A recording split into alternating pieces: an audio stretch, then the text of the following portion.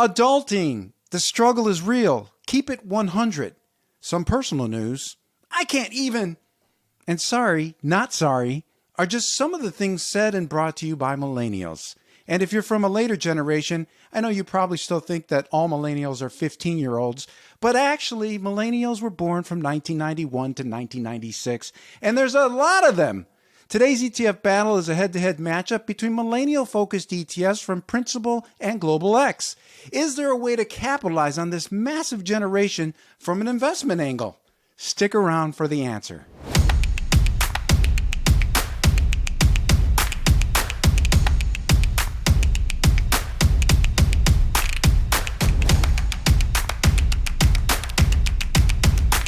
You're watching ETF Battles. I'm Ron DeLegge. If it's your first time here, welcome to the show. Don't forget to hit the subscribe button. And if you're an old timer, welcome back. For both groups, keep your ETF battle requests coming. Hit us up with your ETF ticker symbols in the comment section below or on our Twitter feed at ETF Guide. Also, don't forget to hit the like button if you've been enjoying our original programs. Now, be sure to check out the description section below. We've got links to our program sponsor, Direction Investments. Plus, join the waiting list for our new margin of safety investing tool. It's going to change the way you think about risk and investing. So today's ETF contest was suggested by a viewer named Thomas Beck, and he's a connoisseur when it comes to great ETF matchups. We've already done several of his ETF battle requests. And for today's show, Thomas wanted to see GENY from Principal going up against MILN from Global X. Millennials are the largest U.S. generation, according to the Pew Research Center. There's around 75 million of them, and that's a lot more than both Generation Xers like me and baby boomers. Both of these ETFs, by the way, are aimed at tapping economic trends within the millennial generation and finding companies that are going to benefit most from that. So thank you, Thomas, for another excellent ETF battle request. Judging today's contest, we've got Tom Psarofagis with Bloomberg and Cinthia Murphy with the ETF Think Tank. Judges, thank you for joining us. Good to see you again. Hey, Ron. Thanks for having me again. Hi, Athanasios. Hi, on behalf of all millennials, thanks for having me on. Well, I'm glad they've got good representation in you, Tom. And our four battle categories are cost, exposure, strategy, performance, and then our mystery category. We're going to blaze through each of these categories one at a time, and then the composite results will be reported later on in the show via our final scorecard. Our judges can opt for split decisions. They can nominate wildcard ETFs if they feel there's a better choice elsewhere, and we'll just have to see what they come up with. Keep in mind, none of the battle outcomes are ever predetermined or known in advance by myself or any of our judges. So let's kick things off with the first category. Tom, on cost, which of these two ETFs wins? They're pretty close. The Principal one, GENY, is at 45 basis points, 50 basis points for the Global X one. Now, normally, we also like to look at things like total cost of ownership, trading. The reality is neither of these trade all that much. They're decent size, like the Millennial one is almost 100 million and 20 in the Principal one. So on the trading side, they're pretty close. The Millennial one is bigger, but GENY just slightly edges it out on the top line expense ratio at 45. So I'll give this one to Principal. Thank you, Tom. Cinthia, you're up next. How do you see it when it comes to cost? Yeah, I agree 100%. It's a little bit of a difference, but in a market like now, every little bit counts. So why not save the 5 basis points if you think both options are equally good for your portfolio? I also think GENY pays a little bit of a higher dividend or has a stronger track record there, so that could help a little bit as well. So GENY wins cost. That takes us next to exposure strategy. Cinthia, it's still your turn. Give us your analysis. So this category is interesting because while these ETFs are very similar, they're also very different. MILN from Global X is a U.S. focused portfolio. I love the holdings in this portfolio. When I think of millennials, and remember I have 2 kids in college, so they just missed that cutoff, but I'm almost there on watching what companies they're excited about. And you have in there your Starbucks, Uber, Costco, which, believe it or not, kids love Costco. So some of the names in the top 10 holdings of MILN to me are very representative of what I think of what this demographic is interested in. Gen Y is a little bit different. It's more global in scope. There's not a ton of overlap here between the two. So I give the edge to MILN. I like the US focus. I like the companies that are on the top 10 holdings. And at the end, it has more holdings. It has almost twice as many holdings. So it's a broader portfolio as well. So I'm going to give it to MILN. Tom, you're up next. How do you see it in this millennial ETF rumble? Give us your take on exposure strategy. Cinthia hit on a lot of good things, but for sure the key difference is US. And when you first look at it, like MLN just seems like a millennial portfolio. Like she said, it's Starbucks and names like that. When you look at Gen Y, like Home Depot is at the top. I didn't know if millennials were that handy and they're all going and shopping at Home Depot. But to her point, the main difference is you have a good amount of China in there. You have a good amount of Europe. So just keep in mind in the current environment that we in, do you want to have that sort of exposure in it? Because you're going to get much more of it in Gen Y. But and the other thing that I like about both of them is I always like to look at it in context of like the S&P. So I just want to make sure that if you're buying this ETF, you're not just paying for the same names that you're already getting somewhere else. So what I like is that there's very little overlap between these names and the S&P. You'll be surprised. So usually when you look at it at first glance, like, oh, this just looks like that fund.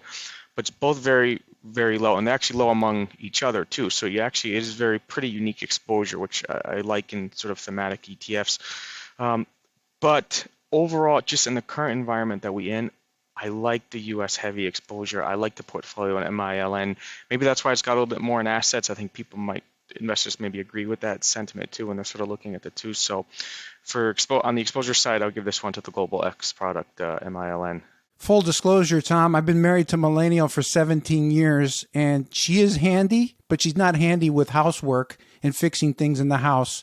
And as a Generation Xer, I still love her, but thus far my findings are inconclusive. Well, that's true love right there then. That takes us next to performance. So, Tom, break it down for us. How do these two ETFs look in this department? Yeah, they've been actually pretty close in performance. MLN has the slight advantage in performance. They both launched in like 2016, so there's a pretty strong track record there for both of them. And with some of the exposure that you have now with Gen Y in Europe and China, that's definitely dragged on the portfolio a little bit. So just because of the U.S. heavy exposure, MLN does get a little bit of the performance edge. But in terms of total performance, Gen Y, because of its international exposure, has a little bit of a better yield. So if you're looking for more of a yield-focused play, it does pay almost 3% now versus what MLN, which is pretty much flat. You're not really getting much yield from that. But just on total performance, the edge will go to MILN. Cinthia, you're up next. How do you see things when it comes to performance? Yeah, I agree. There is no argument there. The numbers are the numbers. And, MILN has outperformed Gen Y on a 1-year period, a 3-year period, a 5-year period. It's a small outperformance, but it's there. And, this year they're both down something dramatic, like 40% or something. So it's been a tough year for both. But the track record's a little more positive for MILN, so I'll give it to MILN as well. That takes us next to the mystery battle category. This is where our judges can give us that one factor or multiple factors they feel are critical to today's ETF contest. So, Cinthia, what is your mystery battle category and who wins it? So I'm going to go back to what we talked about in exposure. I'm going to go with thematic purity, if you will. I really like MILN for its preaching millennial, capture of the millennial opportunity. It goes really hard in trying to deliver that with its stock selection. I also think it's amazing that as a portfolio, both of these ETFs are, the message here is millennials are all about communications because 40% of each portfolio is in the communication sector. But MILN has 4 times as much exposure to tech and it's still performing neck and neck. And I can't imagine a millennial generation without a focus on tech. And on top of the Starbucks and I guess the do-it-yourself shops like Home Depot and all that stuff. So I like the way Global X captures themes. I think as a shop, they do a great job slicing and dice thematic exposures in a way that's very intuitive and makes sense to investors. And I think they do a phenomenal job with this fund as well. Thank you, Cinthia. I got you down for MILN. And Tom, you're up next. What is your mystery battle category and which ETF wins it? Well, I thought that was great, by the way, Cynthia, on the tech exposure, because, obviously being very heavy tech, just the millennial generation. As we're getting towards the end of the year, I'll be a little bit boring with this one, but taxes come up quite a lot. And I like to look at ETFs to pay out capital gain distributions. And I was actually pretty surprised to see that MILN has paid out a capital gain distribution a few times, like 3 different years, compared to GENY, which hasn't. I was actually kind of shocked by that, considering it's just a US-only portfolio.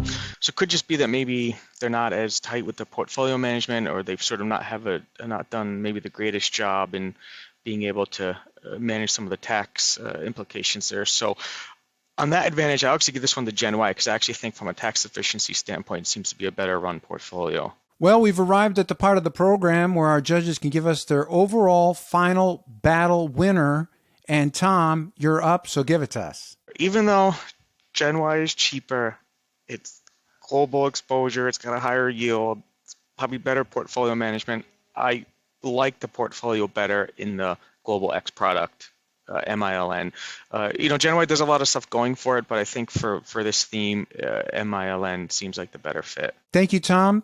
Cinthia, your final chance to weigh in with your overall battle winner. I just want to say ditto, but I guess I'll explain myself. I agree. I think if you're going to go the thematic ETF investing route, to me, it's about capturing the theme.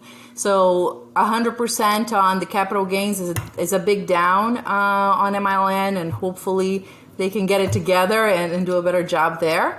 But the cost is roughly the same. You get that U.S. exposure, so you avoid a lot of that global risk, which everybody's concerned about right now. And you have a theme that, delivers what you would expect to deliver. So I think MILN wins this category as well. Well, our judges have spoken. Sorry, not sorry. And our final battle winner, according to my scorecard, is MILN from Global X. And our judges agreed for the most part heavily in most of these categories, including cost, exposure strategy, performance, and making some great points. GENY, of course, has the better yield, almost 3%. It's also a more global portfolio, but MILN has been the better historical performer. It's also more diversified, more U.S. focused, and our judges made some great points. Something that really stood out to me was that 40% of both of these ETFs have exposure, or at least almost 40% exposure to the communication services sector and stocks. So what does that say about millennials? They like to communicate. They like to text. I don't know. Don't know if you've tried calling a millennial lately, but they don't like it. They prefer texting. But clearly, our judges broke it down and made some awesome points.